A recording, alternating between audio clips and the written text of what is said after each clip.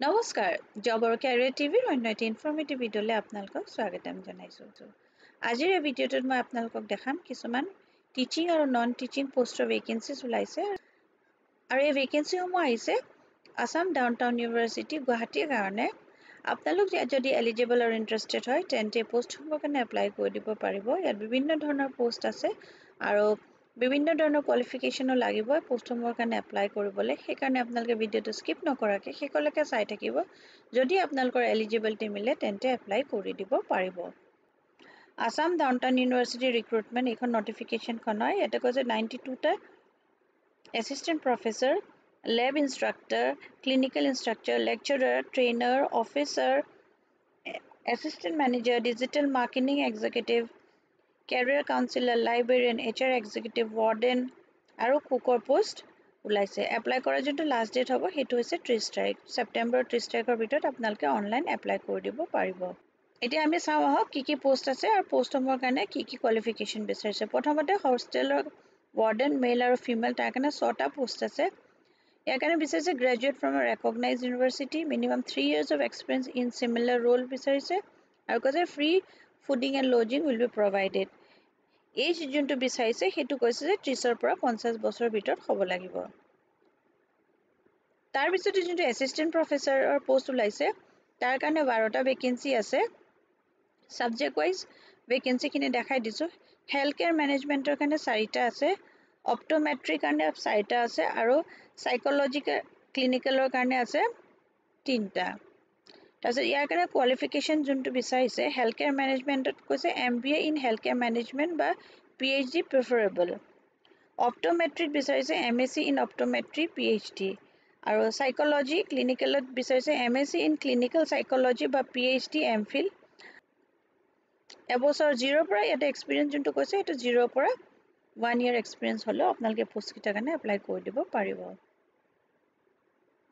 Next logical reasoning and quantitative aptitude trainer 5টা post আছে। ইয়াৰ কাৰণে কোৱালিফিকেশ্যন বিচাৰিছে মাষ্টাৰ্ছ ইন মেথছ ষ্টেটিষ্টিক্স বা BTech MTech, minimum 2 years of experience preferably in a competent academic environment। তাৰপিছতে soft skill trainer বিচাৰিছে 6টা post আছে। Masters in any discipline, যিকোনো ডিচিপ্লিনত যদি আপোনালোকে মাষ্টাৰ্ছ কৰিছে তেন্তে এপ্লাই কৰি দিব পাৰিব। লগতে minimum 2 years of experience preferably in competent academic environment।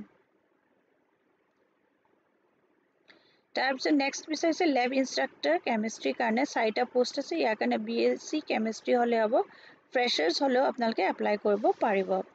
Clinical instructor ডায়েলিচিছৰ কাৰণে বিচাৰিছে 6টা পোষ্ট আছে। BSc ইন ডায়েলিচিছ টেকনলজি আৰু ফ্ৰেছাৰ্ছ কেন অলছ' এপ্লাই। CRM অফিচাৰ বা এক্সিকিউটিভ, কাষ্টমাৰ ৰিলেশ্যনশ্বিপ মেনেজাৰ তাৰ কাৰণে এয়া 6টা পোষ্ট আছে। BCA, MCA, BTech in computer science আৰু freshers may also' apply, preferably 2 বছৰ বা 3 বছৰ এক্সপিৰিয়েঞ্চ বিচাৰিছে। তাৰপিছতে এছিষ্টেণ্ট মেনেজাৰ বা মাৰ্কেটিং অফিচাৰ আউটৰিচ মাৰ্কেটিং 6টা পোষ্ট আছে। এনি গ্ৰেজুৱেট বা মাষ্টাৰ্ছ হ'লেও আপোনালোকে এপ্লাই কৰিব লাগিব। 0 to 3 years of experience in outreach marketing and willing to travel entire pan India আৰু কৈছে নিজৰ এখন ভেহিকেল থাকিব লাগিব। ডিজিটেল মাৰ্কেটিং এক্সিকিউটিভ 4টা পোষ্ট আছে। Any graduate 1 to 2 years of experience in the relevant field। Career counsellor যোনটো আছে তাৰ কাৰণে 5টা পোষ্ট আছে। এনি গ্ৰেজুৱেট বা মাষ্টাৰ্ছ হ'ব লাগিব, 1 to 2 years of experience in the relevant field। তাৰপিছতে লাইব্ৰেৰিয়ান বিচাৰিছে। লাইব্ৰেৰিয়ানৰ কাৰণে 3টা পোষ্ট আছে। মাষ্টাৰ্ছ ইন লাইব্ৰেৰী চায়েন্স আৰু HR এক্সিকিউটিভ তাৰ কাৰণে 4টা পোষ্ট আছে। MBA preferably male candidates with 0 to 3 years of experience বিচাৰিছে আৰু লগতে ইয়াতে কিছুমান আদাৰ ৰিকুৱাৰমেণ্টছো দিছে। proven experience in HR operation, exceptional computer skill including proficiency in MS Office, Excel, PowerPoint and database management, develop and implement innovative academic programs that meet the evolving need of the global business environment, strong attention to detail with the ability to handle multiple tasks and meet deadlines, excellent communication and interpersonal skills, preferably male candidate with 0 to 3 years of experience। তাৰমানে এইখিনিয়ে যদি আপোনালোকৰ additional qualification আছে তেতিয়াহ'লে আপোনালোকে apply কৰিব পাৰিব। তাৰপিছতে কুকৰ আছে ভেকেঞ্চিজ, মেল আৰু ফিমেল 5টা পোষ্ট আছে।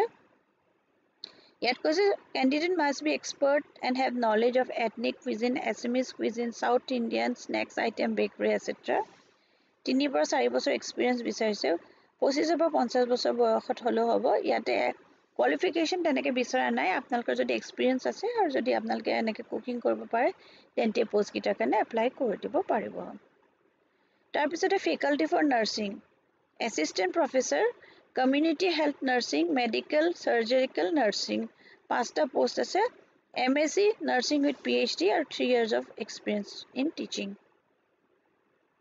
lecturer কাৰণে আছে community health nursing child health nursing 5টা পোষ্ট আছে MSc in nursing or freshers can also apply clinical instructor 5টা পোষ্ট আছে BSc nursing freshers can also apply তাৰপিছতে যোনটো agriculture science and technology department আছে তাৰ কাৰণে এছিষ্টেণ্ট প্ৰফেচৰ বিচাৰিছে 4টা পোষ্ট আছে masters degree in agronomy minimum 55% with PhD in relevant field and fulfilling ICAR norms আৰু ইয়াৰ কাৰণে স্পেচিয়েলাইজেশ্যন যোনটো বিচাৰিছে এগ্ৰনমি বিচাৰিছে এপ্লাই কৰা যোনটো প্ৰচেছ হ'ব সেইটো কৈছে interested and eligible candidates need to send a detail resume with a recent photograph at adtohr.t@gmail.com তাৰমানে আপোনালোকে এখন এপ্লিকেশ্যন লিখি পেলাই তাত নিজৰ ফটো কৰি দিব স্কেন কৰি আপলোড কৰি পেলাই এইটো এড্ৰেছত আপোনালোকে পঠাই দিব লাগিব কোনটো পজিশ্যনৰ কাৰণে এপ্লাই কৰিছে আপোনালোকে সেইটো লিখি দিব আৰু এইটো যোনটো এপ্লাই